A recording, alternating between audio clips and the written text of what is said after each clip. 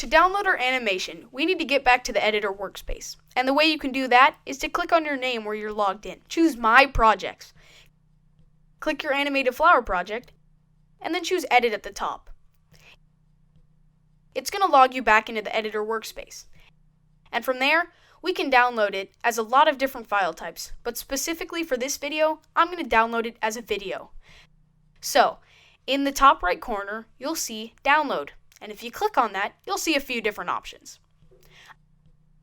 I am going to choose Download Video. You get presets, or you can do custom.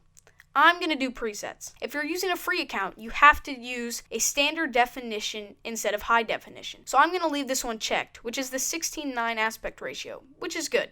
Click Continue, and it says an upgrade is required to unlock all features.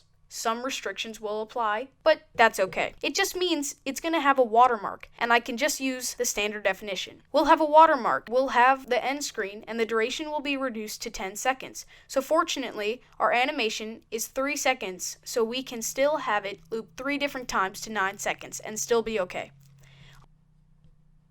Alright, it says to please wait until your video is ready or to close this dialog now. 3 of your videos are being rendered now. I have a few other videos starting, and this video will start rendering in 7 minutes. So I'm going to click close and have a link sent to me via email, and in that email will be a link to the video where I can download it.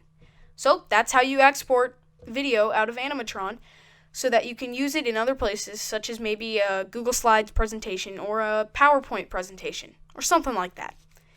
And guys, I want to thank you so much for watching. If you have not already, please go to mscomputerteacher.com and sign up for our newsletter on the newsletter subscribe button on the home page, and we will send you information regarding the next project series that we're working on for fun digital arts things that you can use in your classroom to make and create using technology. See you later.